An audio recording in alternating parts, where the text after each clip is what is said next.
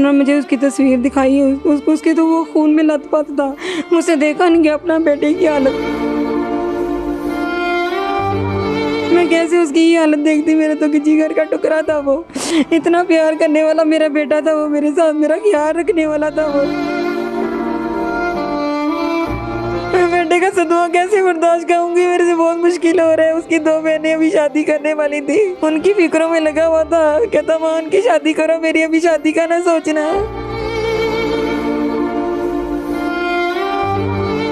मैंने तो अच्छा भला सुबह बेचा था, मेरा बेटा कैसे चला गया, मुझे तो बर्दाश्त ही नहीं हुआ। उसका चेहरा, अगर मैं आपको वो तस्वीर भी दिखाऊं तो शायद आप वो तस्वीर भी ना देख पाएं जिस हालत में इस माँ ने अपने लख्ते जिगर को देखा। कि मुजरिमों का पता चला है जिन्होंने आपके बेटे को इतने बेरहमी से कुचला है। अभी तक पुलिस वालों ने तो कोई हमें किसी चीज़ की कोई फॉर्मेशन नहीं दी, वो पता नहीं कि वो क्या करें, अभी कुछ हमें कुछ पता नहीं उनके बारे में। 26 साल नौजवान घर से हज़ारों ख्वाब लेके निकलता है कि मैंने अपनी बहनें ब्यानी हैं, मैंने अपनी घर की जिम्मेदारियां पूरी करनी हैं, और पास बैठी माँ ने कई ख्वाब सोचे कि मैं अपने बेटे को सेहरा सजाऊंगी, मगर उस माँ की बदकिस्मती देखें कि सेहरे में नहीं बल्कि उसने अपने बेटे को कफन में लिपटी लाश में देखा। मेरे साथ वो माँ मौजूद है जिसका जवान बेटा मोहम्मद रिजवान इतवार की रात एक अमीर ज़ादे की गाड़ी की टक्कर बनता है और कई 100 मीटर रगड़ता हुआ उसका जस्ते खाकी, उसका चेहरा, जो अगर मैं आपको वो तस्वीर भी दिखाऊं तो शायद आप वो तस्वीर भी ना देख पाएं जिस हालत में इस माँ ने अपने लख्ते जिगर को देखा। क्या हकीकत है, किस तरह इन तक ये ख़बर पहुंची, जानते हैं इस माँ से। अस्सलाम वालेकुम माँ जी। अस्सलाम वालेकुम। वालेकुम अस्सलाम। माँ जी, अल्लाह ताला आपको सब्र दे। ये लफ्ज़ देखने में सुनने में चुभता होगा आपको, मगर मुझे बताएं कि ये रिजवान की मौत आप तक जब ये ख़बर बन के पहुँची, क्या हुआ था? मेरे बेटे का एक्सीडेंट हो गया था। मुझे घर में जब फ़ोन आया, इन्होंने मुझे बताया नहीं, बाद में मुझे बताया। उन्होंने कहा मेरी माँ से सब्र नहीं होगा, हम पहले देखते हैं, फिर करते हैं कि भी कैसे ये हुआ, मामलात कैसे हुए हैं। फिर उन्होंने मुझे बताया कि मम्मा ऐसे भाई का एक्सीडेंट हो गया है। मैंने कहा मुझे बताओ तो सही कितनी उसको चोटें आ गई हैं। मम्मा अभी उसको कुछ पता नहीं, अभी हम हॉस्पिटल जा रहे हैं, आपको देखेंगे फिर आपको बताएंगे।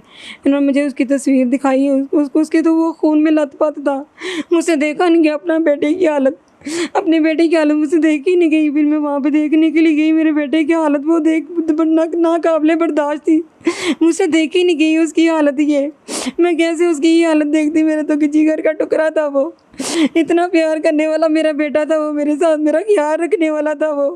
अभी तो 2 साल हुए थे उसके बाप का इंतकाल हो गया था।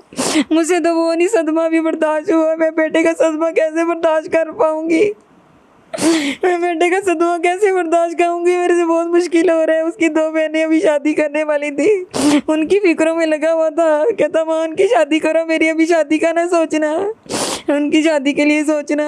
जब उसका एक्सीडेंट हो गया वो मुझे तसल्लियाँ दे रहा है, माँ तू तसल्ली रख, मुझे कुछ नहीं होगा। मगर मैंने अपने बेटे की जो हालत देखी है ना, मैं बयान नहीं कर सकती आपको। मेरे बेटे की हालत बहुत ख़राब थी, बहुत हालत ख़राब थी मेरे बेटे की। मुझे बस इंसाफ चाहिए उनसे, मेरे बेटे के लिए इंसाफ। माँ जी, बेटा थोड़ी देर के लिए अगर घर से भी बाहर जाता है, नौकरी के घर से भी, तो माँ उसका माथा चूमती है, माँ उसको प्यार से चूमती है। आपने अपने बेटे को मनो मिट्टी तले दफनाते हुए क्या उसका मुंह भी चूमा? हाँ चूमा है, मैंने अपने बेटे का मुंह चूमा है, मैं अपने बेटे का मुंह चूमा हुआ। उसको बोलो उसमें लेकर आए थे, तबूत में लेकर आए थे उसको। मैंने अपने बेटे का इतना सा चेहरा देखे मेरी तो जान ही निकल गई, मेरा बेटा किस हालत में चला गया। मैंने तो अच्छा भला सुबह बेचा था, मेरा बेटा कैसे चला गया, मुझसे तो बर्दाश्त ही नहीं हुआ, मुझसे तो बर्दाश्त ही नहीं हुआ अपने बेटे की हालत देखकर। बहनों की क्या कैफियत थी जब उन्हें ये पता चला कि हमारे ख्वाब सोचने वाला आज वो इस दुनिया से चला गया? वो तो रो रो के अपना बुरा हशर कर बैठी हैं दोनों बहनें, बहुत रोई हैं वो, बहुत रोई हैं, मेरा भाई चला गया, मेरा भाई चला गया। अभी थोड़े दिन पहले उसने मेरे साथ ही वादा किया था कि वो मेरे साथ चीज़ें लेने के लिए जाएगा, तेरी शादी की तैयारियां करूँगा। वो फिर दुनिया से चला गया, मैंने उसकी तरसती रह गई, उसकी कहे मम्मा ये क्या हो गया हमारे साथ, ये क्या हो गया मम्मा। क्या काम करता था मोहम्मद रिजवान? वो मोहम्मद रिजवान वो जॉब करता था, जॉब करता था। हाँ जी।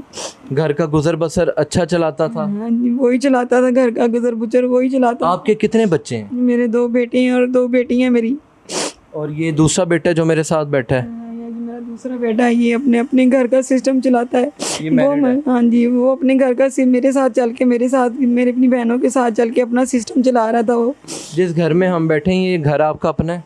हाँ जी, ये घर हमारा, ये बड़ी मुश्किल से हमने ये बड़ी मेहनत से घर बनाया है, ये वाला।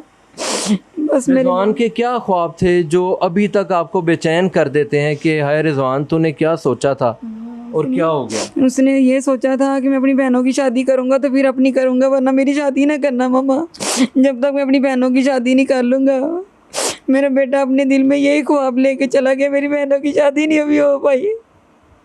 मैं कैसे उसके अपने उसके तसल्लियाँ रखूँ, क्या कहाँ से इतना बड़ा अपने जिगर का टुकड़ा लेकर आऊँ जो मेरे बेटे को चुकड़ लिया उन्होंने ज़मीन के नीचे मेरे बेटे को हीरे को रोल दिया, मेरे हीरे को रोल दिया उन्होंने।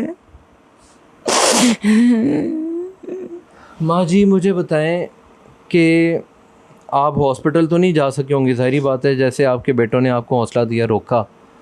रिजवान की मैयत घर आई और तमाम तर रिजवान की फुप्पो होंगी, चाची होगी, नानी, दादी, क्या हालात घर में बदले? क्योंकि वो बच्चा जो इतने ख्वाब लेके रोज़ घर से निकलता था और ख़ुद एक सबकी हालत ऐसी थी कि देखने नाकाबिले बर्दाश्त थी, सबकी हालत बहुत बुरी थी। सब ने उनके लिए बड़ी दुआएं की, मगर मेरे बेटे को जो इतनी ज़्यादा चोटें लग गई थी ना, वो बर्दाश्त ही नहीं कर पाया, वो बर्दाश्त ही नहीं कर पाया जितनी उसको चोटें लग गई थी। नाज़रीन ये माँ है और अल्लाह ताला इनका कलेजा ठंडा करे। हम तो बातों से भी नहीं कर सकते, ये सब्र भी अल्लाह ताला की ज़ात की जानिब से आता है। माँ जी आखिर में क्या कहना चाहेंगे? और मुझे बताएं अभी तक पुलिस वाले आपके साथ कितना कोऑपरेट कर रहे हैं? पुलिस कोई सीसीटीवी के थ्रू कुछ अब तक वो आपके मुजरिमों का पता चला है जिन्होंने आपके बेटे को इतने बेरहमी से कुचला है? अभी तक पुलिस वालों ने तो कोई हमें किसी चीज़ की कोई फॉर्मेशन नहीं दी, वो भी पता नहीं कि वो क्या करें, वहाँ भी कुछ हमें कुछ पता नहीं उनके बारे में कि वो क्या कर रहे हैं तो क्या नहीं कर रहे। इन उन पुलिस वालों की तो ऐसी है कि वो तो ये चाहते हैं कि बस ये कार्रवाई बस मुकम्मल करो। क्यों आपको ऐसा क्यों लगता है? मगर हमें पुलिस तो इंसाफ बांटने में आजकल बड़ी आगे है। बस हमें तो बस इंसाफ चाहिए बस। माँ जी सीएम साहिबा से क्या कहना चाहेंगी आखिर में? मैं सीएम साहब से यही चाहूँगी कि बस हमें इंसाफ चाहिए।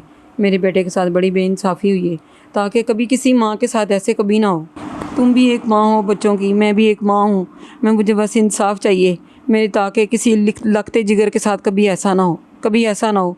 मुझे इंसाफ चाहिए मरियम, मुझे इंसाफ चाहिए। इंशाल्लाह ताला हमें उम्मीद है अपने कानून नाफिज करने वाले इदारों से कि वो ज़रूर आपको इंसाफ की जो फरहमी है वो आपको मुहैया करेंगे, और ख़ास तौर पे ये जो भी शख्स है इसके ख़िलाफ़ सख्त से सख्त कार्रवाई की जाएगी। इसके साथ ही अपने मेज़बान को इजाज़त दीजिए। अल्लाह हाफ़िज़।